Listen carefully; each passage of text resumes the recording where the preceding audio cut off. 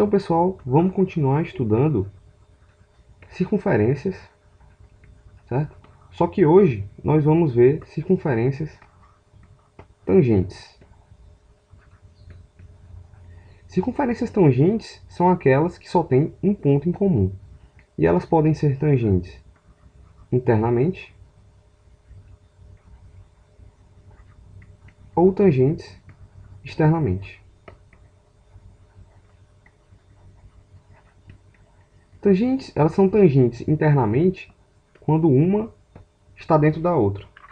Uma coisa assim como eu vou desenhar agora. Uma tangente com a outra e ela só tem esse ponto aqui em comum. E elas são tangentes externamente quando elas se tocam por fora.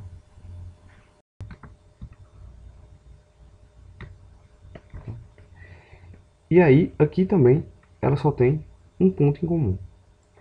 O que vocês têm que saber sobre essas circunferências? Vocês têm que saber, uma coisa que é importante, é que sempre o centro dessas duas circunferências e esse ponto aqui em comum, que a gente chama de ponto de tangência, eles estão sempre alinhados. Aqui também é a mesma coisa. Se eu desenhar o centro dessa, eles estão alinhados. Ou seja, se eu traçar uma reta aqui, essa reta passa pelos três pontos. Mesma coisa se eu traçar uma reta aqui. Por que isso é legal? Isso é legal porque agora, chamando aqui esse centro da grande de O1, esse centro aqui da pequena de O2, mesma coisa aqui, chamar esse centro daqui de O1 e esse centro aqui de O2, o raio da circunferência grande de R da pequena de Rzinho, aqui o raio da circunferência grande de R e da pequena de Rzinho, nesses dois casos a gente consegue calcular a distância entre os centros. Nesse caso aqui, O1, O2, ele vale o raio grande, que é isso tudo aqui, menos o raiozinho pequeno, R menos Rzinho. E aqui agora, a distância entre os centros, O1, O2, ela vale raiozão mais raiozinho. Então, isso aqui que é importante. Sempre lembrar que os centros e esse ponto aqui de tangência, eles estão alinhados. Então, vamos aqui resolver um exemplo sobre isso. E aí, o exemplo 1.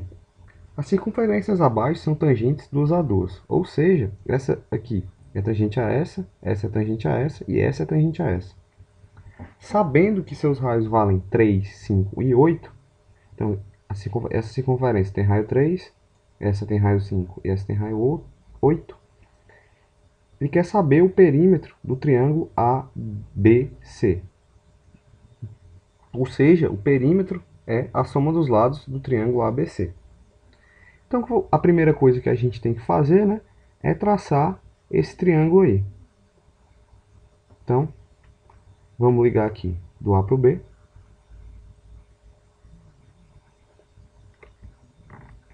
Então, vamos ligar daqui do A para o B. Vamos ligar do A para o C. E vamos ligar do B para o C. E aí agora vamos botar os valores dos raios. Lembrando que sempre eles vão passar aqui pelos pontos de tangência. Então, esse pedacinho aqui mede 3, porque é o raio dessa circunferência. Esse aqui mede 8, porque é o raio dessa circunferência. Esse aqui mede 8 também. Esse aqui mede 5.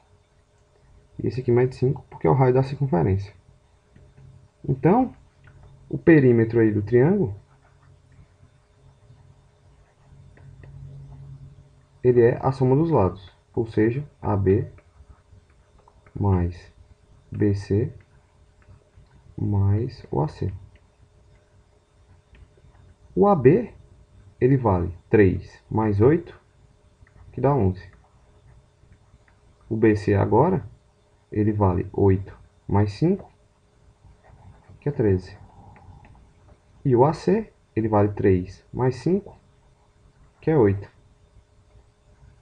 Se a gente somar isso aqui, né? 11 com 13 dá 24. 24 com 8 dá 32 centímetros.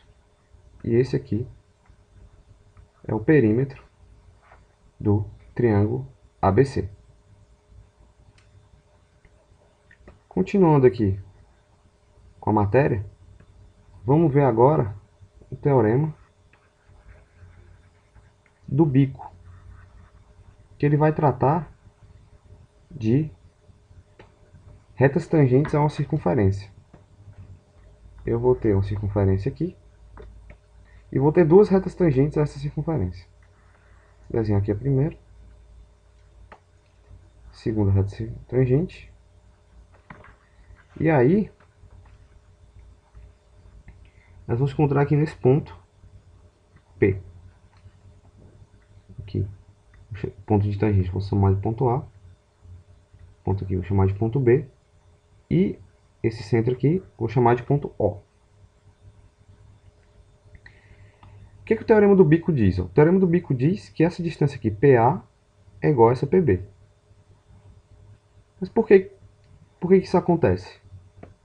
Vamos pegar aqui, vamos traçar do O para o B. Lembrando da aula passada, eu estou ligando do centro para o ponto de tangência. Então, isso aqui tem que formar 90 graus. Mesma coisa se eu fizer aqui para cima. Se eu ligar do O para o A, também vai ter que formar 90 graus, porque eu estou ligando do centro para o ponto de tangência. E se a gente lembrar, né, essa distância aqui vale o raio da circunferência, e essa distância aqui também vale o raio da circunferência. Se agora eu traçar do O para o P, o que eu vou ter? Ó? Esse triângulo aqui de cima, ele tem um cateto R, e a hipotenusa dele mede PO. O triângulo aqui de baixo agora, ele tem cateto R e mesma hipotenusa PO. Então, esses dois triângulos, eles são congruentes pelo caso especial, né? Cateto e hipotenusa. Esses dois triângulos retângulos, eles têm o mesmo cateto, R, e a mesma hipotenusa, PO. Então, esses triângulos são congruentes, eles têm que ter os mesmos lados e os mesmos ângulos. Logo, vocês têm que ter os mesmos lados, esse PA aqui tem que ser igual ao PB, que era o que a gente tinha falado. O teorema do bico vai dizer para a gente que sempre PA é igual a PB. Outra coisa interessante que a gente pode ver nessa figura, além dessa relação aqui, é a seguinte, ó. Os triângulos são congruentes, então eles têm que ter os mesmos ângulos. Então, esse carinha aqui, que está oposto ao R, tem que ser o mesmo que está oposto a R aqui, que é esse aqui. Ou seja, esse ângulo é igual a esse, isso aqui é a bissetriz do ângulo APB. Então, essas são as duas coisas importantes que tem que lembrar. Que PA é igual a PB e que essa reta aqui é bissetriz. E por que de teorema do bico, né? O teorema do bico, né? Se você olhar aqui, pode ver um pintinho aí com o bico dele aqui, né?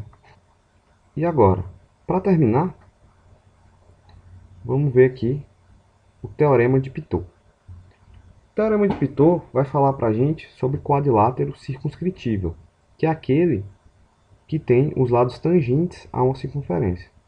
Se você olhar para esse quadrilátero, esse lado aqui é tangente à circunferência, esse aqui também, esse e esse também são. O teorema de Pitot vai dizer que os lados opostos têm somas iguais, ou seja, AB mais CD é igual a BC mais o AD. Por que isso acontece? Usando o teorema do bico aqui várias vezes, ó, se eu chamar esse pedacinho de Azinho, pelo teorema do bico, esse pedaço aqui também tem que ser Azinho. Se eu chamar agora esse pedaço de Bzinho, também pelo teorema do bico, esse pedaço aqui tem que ser Bzinho. Se eu chamar agora esse pedaço de Czinho, pelo teorema do bico, esse pedaço aqui também tem que ser Czinho.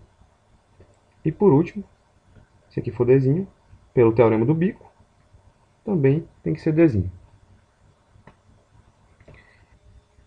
Agora, olhem só que legal.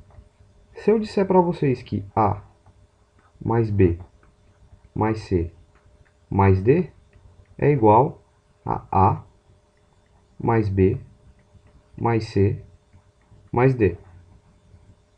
Isso é verdade, né? A mais B mais C mais D é igual a A mais B mais C mais D. Mas olha que interessante. Quem é A mais B? A mais B, se a gente olhar na figura, é o AB. Quem é agora C mais D? C mais D é, olhando na figura, o CD. Mais CD. Do outro lado agora, quem é A mais D? A mais D, A mais D é o AD. E por último, quem é B mais C? B mais C é aqui o BC.